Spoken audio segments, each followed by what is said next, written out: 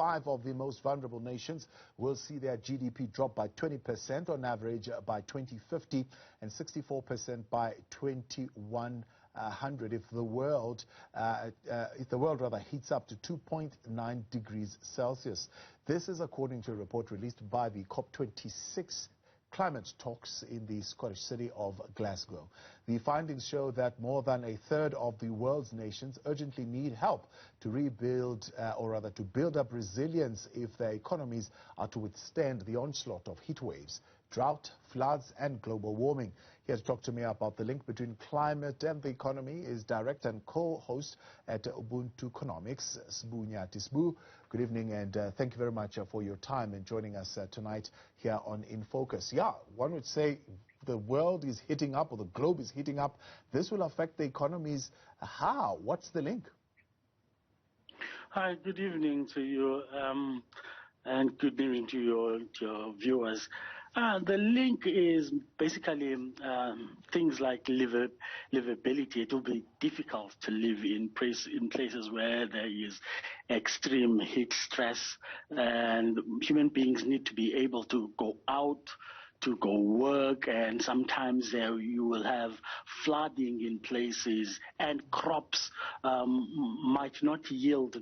There'll be a lot of instability, basically, and so things like inflation will hit the world, especially those places that suffer from the most impact caused by climate change. Yeah. Is there something that countries can do to accelerate the transition into the green economy, particularly the African continent? The African continent does not contribute as much as the developed world in terms of greenhouse emissions. We are basically bearing the sins of the globalized of the global north. So what can we do? We can only hope that countries like China and the US cut their emissions in half, and that they lend Africa the required resources to transition from energy sources like coal to renewable energy sources. So there's nothing basically that we can do. We are just at their mercy. Yeah. So the overarching, sentiment there being that we're at the mercy of the developed nations who need to exercise a degree of caution in limiting the human-induced global warming, which means that they need to reduce their cumulative carbon dioxide emissions. But why is this such a difficult thing to do? Why do we need these big conferences like COP26 to sit with these countries to negotiate these issues? Are they not aware of the kind of destruction that this is bringing to the globe? For the most part, they are aware, but there has been a lot of doubters. They doubted the science, say 2 decades ago, but now they know that the signs are there. I mean, China experienced a lot of flooding, tidal flooding this year. The U.S., there were those forest fires in the U.S. and in Australia. I mean, Australia depends mainly on coal exports and things like that. So most of these countries do not want to transition as quickly as they should because there are economic benefits that they would have to lose some economic benefits. So it all hinges around commerce and trade. So that's where it is, yeah. Yeah. Talk to me then about a tool like the Paris Agreement of 2015. How effective is that tool, and how is it being used, for example, to get countries to keep the global warming below 1.5 degrees Celsius? And what would that really mean in real terms? Basically, these conferences do not.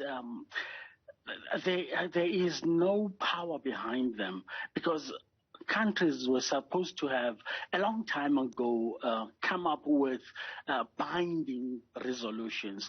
So there's nothing binding. I mean, just now, the past U.S. president, he just reneged on all of those agreements. So there is nothing binding. It is up to central banks and capital markets to sort of have a carrot and a stick kind of a methodology in sort of like not finance things like new coal plants, not finance development where there is or trade should be hindered from coming out of countries that are the most polluters. So it's the World Trade Organization, basically. Central banks and capital markets are our only hope. Yeah.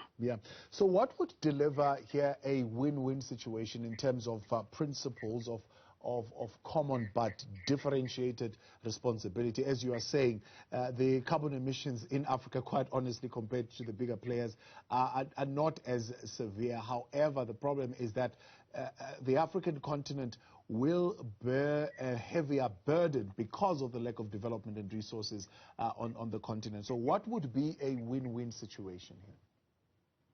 A win-win situation would be access to finance, access to capital markets for the African continent, so that we industrialize using new renewable technologies.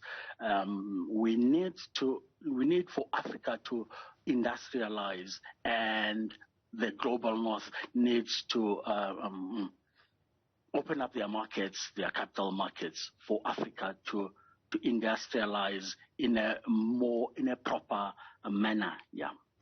Is there a way in which policymakers can seize the kind of opportunity that has been brought on by the COVID-19 pandemic as far as disruption of the natural way in which we're doing things? I mean, you and I are having this interview right now online, even though there's load shedding on your end and it could not be on the video. But still, we have now moved from the natural way in which we used to do things to big on platforms like this.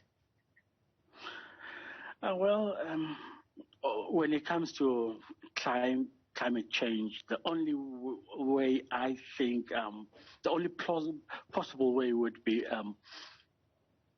making sure that factors like the ESG factors are come into play.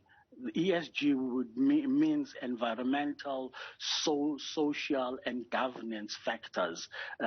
Those are factors that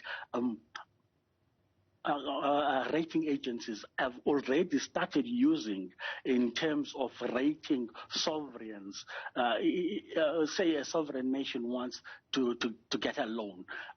They use these ESG factors as a measure, as one of the tools in order to enable financing, development financing. So that's the main tool that is being used now, and South Africa is already starting to budget using the same ESG factors. Sort of like every department will have to say to give a report as to how their investments will impact on the environment, on social and governance factors. So that's the only tool, ESGs.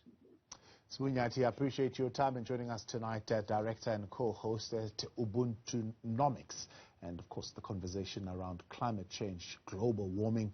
These are some of the big conversations being had currently at the COP26 conference, and money being put towards a just transition, particularly on the African continent. Some of those things and questions that are being asked at this conference.